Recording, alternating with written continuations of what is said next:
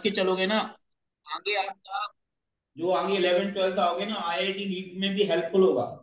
कोई भी चीज जब भी साइंस पढ़ा होता है, चाहे साइंस वाला बच्चा कोई भी चीज पढ़ता है ना, तो दिमाग को खोल के पढ़ता है, समझ, तभी वो चीजें फायदा देती है। तो साइंस का स्टूडेंट हमेशा याद रखना ओपन माइंड होता है। और जो और अदर साइड का बच्चा जो होता है, उसका जो माइंड होता है वो दबा हुआ माइंड होता है, बेकार माइंड होता है। सबसे शार्प माइंड जो माना जाता है वो साइंस के स्टूडेंट का माना जाता है। तो ये अंगड़ाई बाद में ले लेना भाई, थोड़ा सा सुन लो ध्यान से, है सॉरी ना। Sorry sir, sorry sir. ये बोल सामने ले लेना, है ना। तो मैं ये कह रहा था कि जो साइंस का स्टूडेंट होता है वो माइंड से शार्प होता है, और वो प्रतिभावान बच्चा कहलाता है। ठीक है, तो साइंस वाले बच्चे कभी रटते नहीं है। जो रटता है वो साइंस का माइंड नहीं होता, ध्यान रखना। तो जो मैंने ये चीजें बताई, ये इसको आप एज ए इसको रट मत लेना, समझ के अगर करोगे ना तो आपका आगे जाके फायदा भी होगा, आपको बोर्ड एग्जाम में भी अच्छा करेगा। तो अभी मैंने जैसे ओके ट्रेपीजियम, सर। तो अभी इसमें थोड़ा मैथमेटिक्स भी लग गई।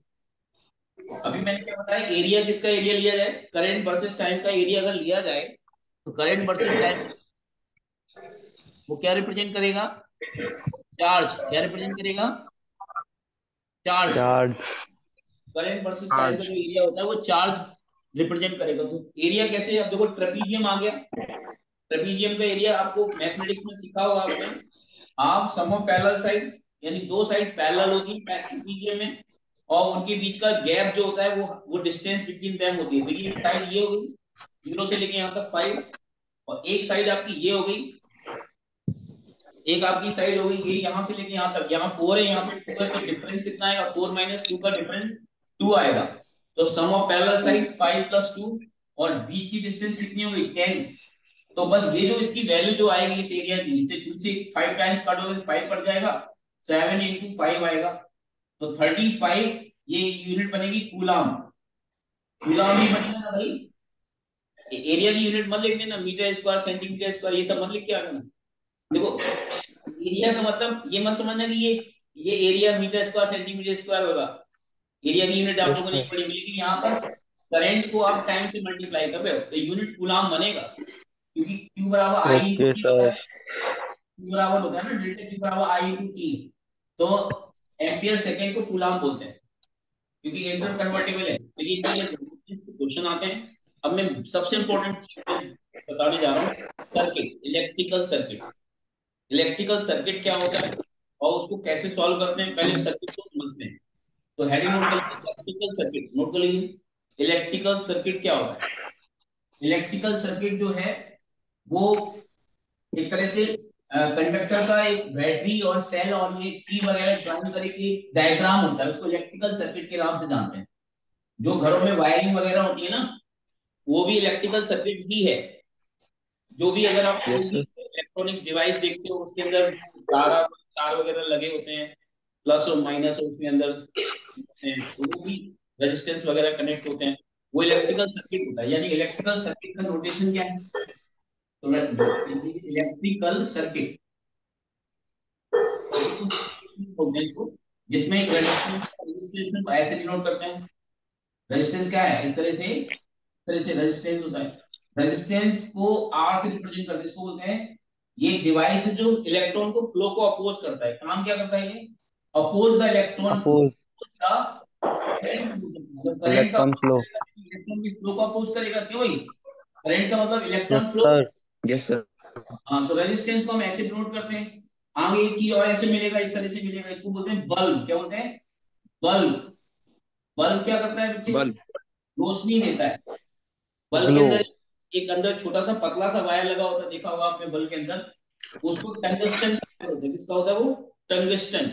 टंग।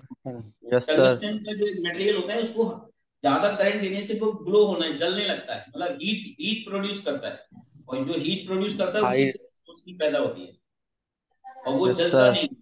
हाँ, मतलब उसका melting point high melting point. बहुत हाई होता है टंगस्टन का। तो बल्ब को ऐसे रिप्रेजेंट करते हैं। आगे आपको मैंने सेल का बता ही दिया। सेल अगर एक सिंगल हो तो ये सेल होता है प्लस और माइनस का। अगर ऐसे बहुत सारे हो तो उसको बोलते हैं हम लोग बैटरी बोलते बैटरी। हैं। बैटरी भी बता चुका हूं मैं।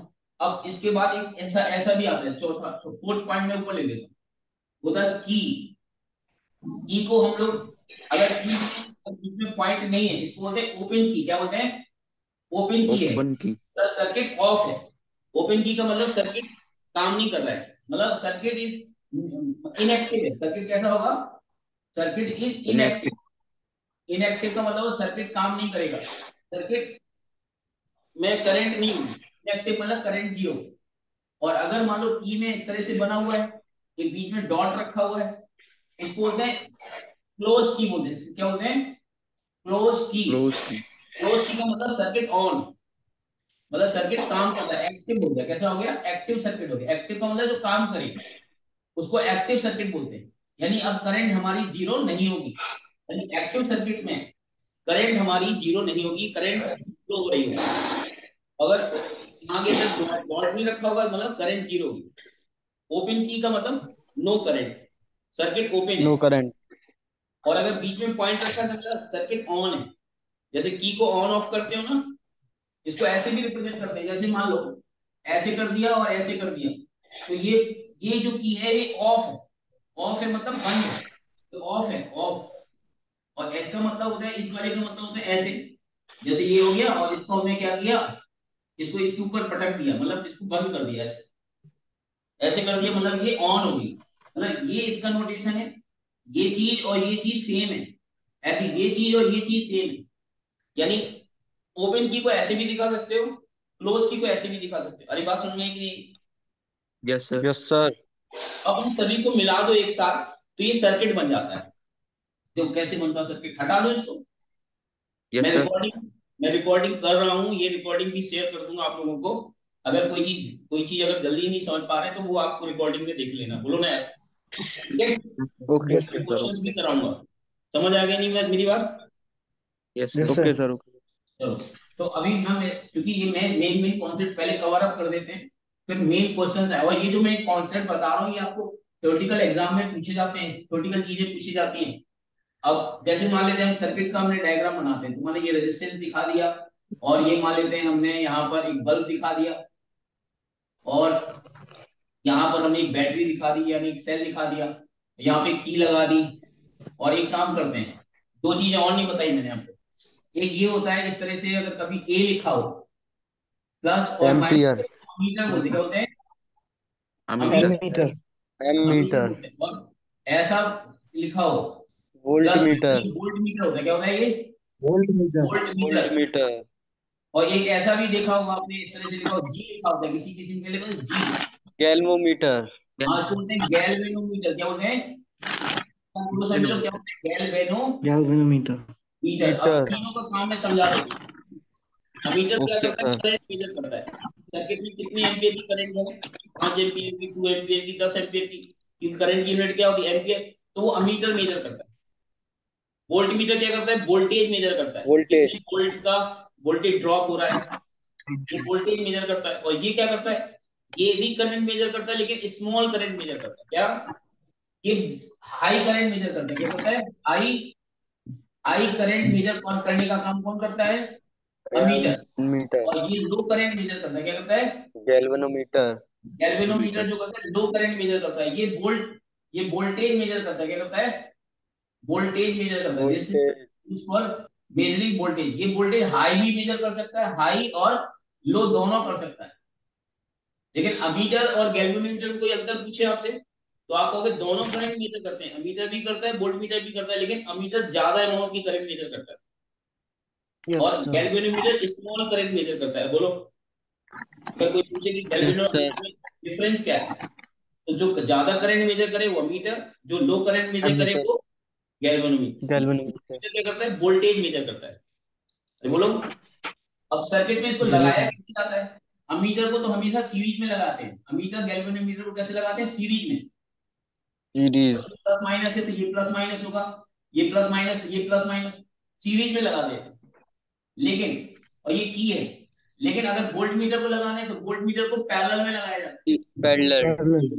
हाँ, जैसे हमने ये रेजिस्टेंस के 2 पॉइंट ले लिए, हमने इस रेजिस्टेंस, ये रेजिस्टेंस आर हो गया, ये बल्ब हो गया, और अगर इस रेजिस्टेंस का वोल्टेज मेजर करना है तो इसके पैरेलल में लगाएंगे। पैरेलल कैसे लगाया जाता है? इस तरह से जैसे दिख रहा है, मतलब सीरीज कैसे लगाया जाता है? एक लाइन में, ये सारे सीरीज में, ये सभी सीरीज में है। जहां जहां मैंने राइट का टिक किया ये सारे सीरीज में है। कैसे है ये? सीरीज। सीरीज। और ये कैसे है? ये पैरेलल हो गया। ये कैसे हो गया? पैरेलल। पैरेलल। यानी वोल्ट मीटर हमेशा पैरेलल में लगता है और बाकी सारे सीरीज में लगते हैं। अरे बोलो ना यार।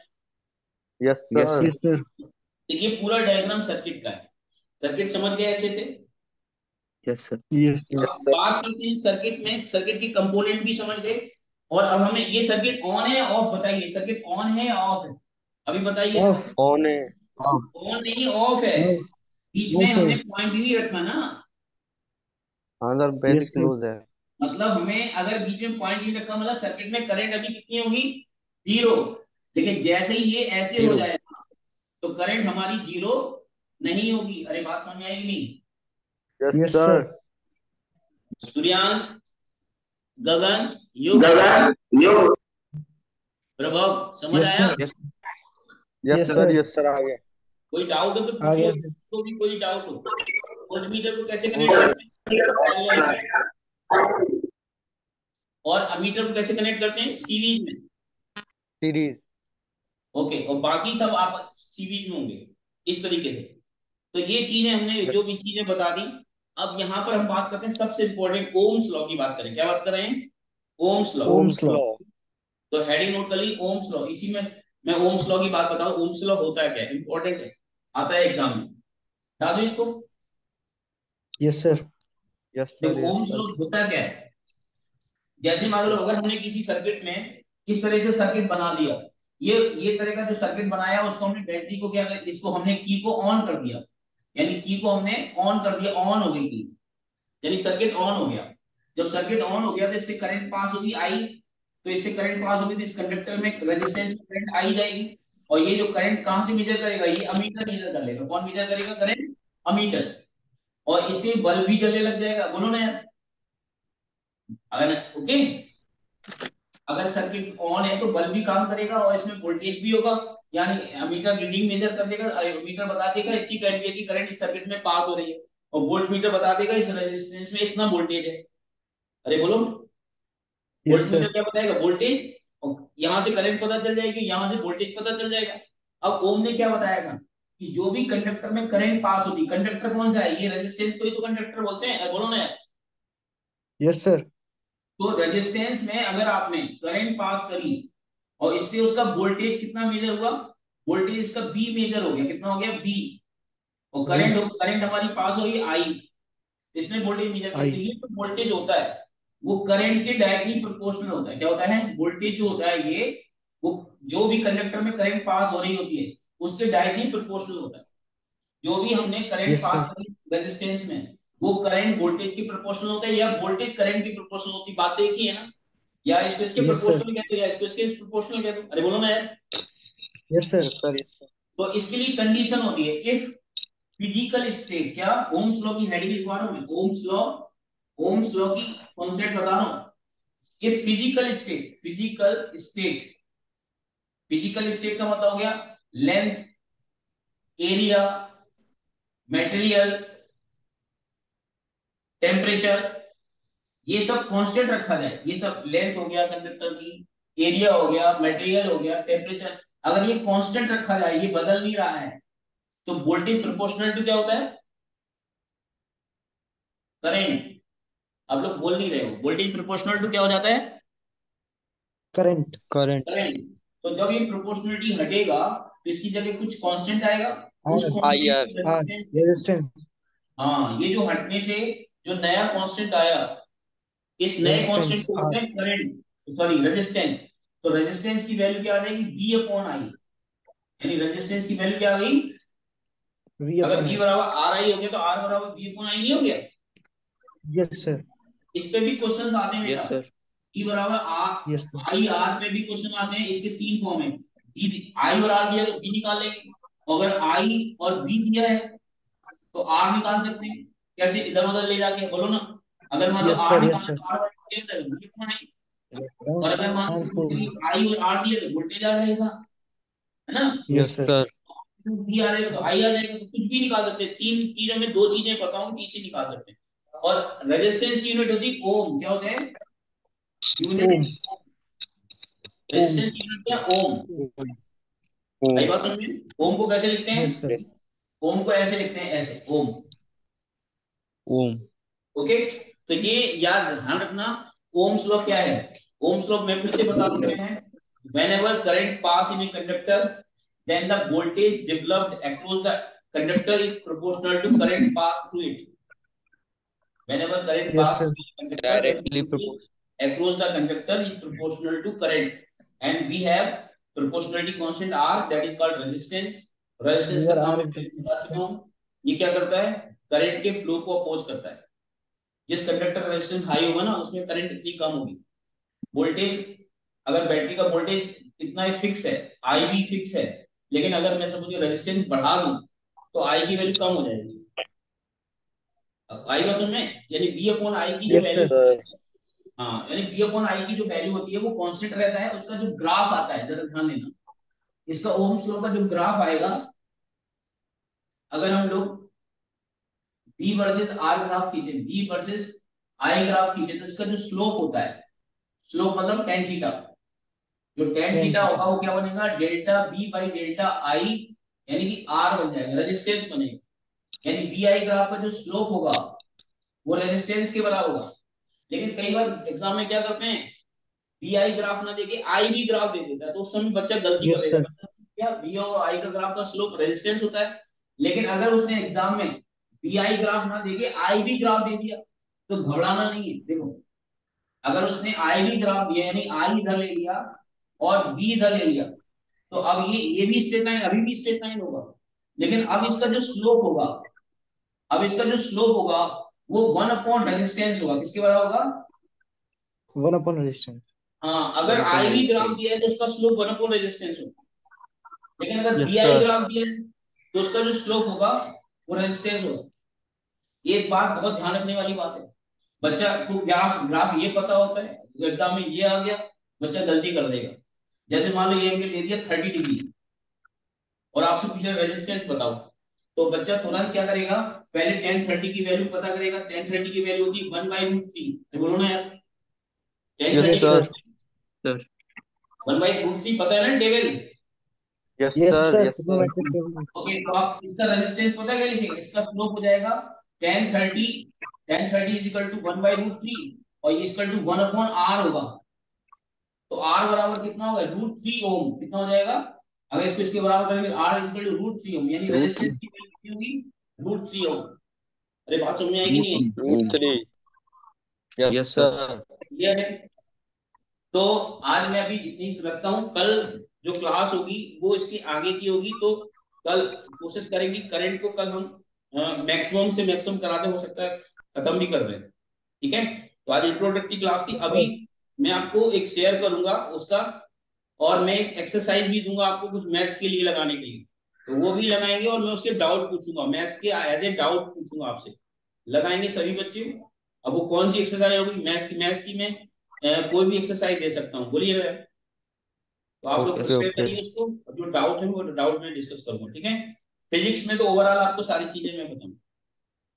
ठीक है, Yes, sir. Okay okay sir. Yes और साइंस को हमेशा समझ के पढ़ना चाहिए, रट के मत पढ़ो कि आपको जो एग्जाम देना है ये बस पास कर लो, ऐसे मत पढ़ो बच्चों। देखो, बहुत सारा जो है, बहुत सारा स्केल होता है अपना करियर बनाने के लिए, तो ये एक सबसे बढ़िया टूल्स है ये आपका ये स्टडी। अगर आप ईमानदारी से स्टडी करोगे तो लाइफ में जो भी हासिल करना होगा वो सब कुछ हासिल होगा।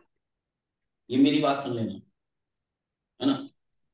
पढ़ाई एक ऐसी चीज है जिससे आप अनलिमिटेड पैसा कमा सकते हैं, अनलिमिटेड। बाकी और कोई चीज में आपको पहले पैसे लगाने पड़ेंगे और फिर आपका लक भी होता है काम, समझे? लेकिन पढ़ाई अगर ईमानदारी से Yes, करते हो sir. ना, तो ऑटोमेटिकली आपका लक साथ देगा। बोलो, ईमानदार यस होना। सर। तो चलिए, तो इसको करिए। होप आपको ये सारी चीजें समझ आई होंगी। इस पे भी इसमें क्वेश्चन भी दूंगा अभी, वो आप लोग करके बताइएगा, मैथ्स के भी कुछ। ठीक है? Yes, sir. ठीक है यस बच्चों, सर। तो कल Yes, क्लास sir. का टाइमिंग यही रखें, 7:30, 7:30। Yes, sir. चलो, Yes, sir. यस और सर। फीस के बारे में परेशान मत होना। देखो, मैं एक आईआईटीएन हूँ, मैं आईआईटीएन को पढ़ाता हूँ और नीट वाले बच्चों को पढ़ाता हूँ। तो मैंने ये सिर्फ बैच इसलिए रखा क्योंकि इस बैच में एक ही मदर है जो जिनके साथ हमने क्लास 5 6 तक हम लोग पढ़े हैं साथ साथ, उनकी रिक्वेस्ट पे मैंने ये बैच पढ़ाने की कोशिश करी है, अदरवाइज मैं पढ़ाता नहीं। ठीक है। और मेरा बेटा भी है ओके सुब्यांश, उसको भी मैं पढ़ा रहा हूँ। ठीक है। तो Yes, sir. इसलिए मैं चाहता हूँ कि थोड़ा सा बेनिफिटेड हो जाए सब लोग, है ना। तो फीस Yes, जो है वो मैंने 4,000 जरूर बोली थी, बट मिनिमम फी कम से कम आपकी ये रहेगी कि 1,500 रुपये तो आपको पर बच्चा देनी है, इससे कम नहीं कर सकता। अरे बोलिए ना। yes, ठीक sir. है। Okay sir. क्योंकि बगैर फीस के आप ना ध्यान ईमानदारी से पढ़ोगे और ना मैं आपको पढ़ाऊंगा। अरे बोलो ना यार, मेरी बात समझ आ Yes, रही sir. है? सर तो चीजों को समझिए। चलिए, okay, hope you enjoy today class. Okay, thank you. Yes, sir. Thank you ठीक है सो बच्चों, मच सर। चलो। Thank you Yes, sir. Sir.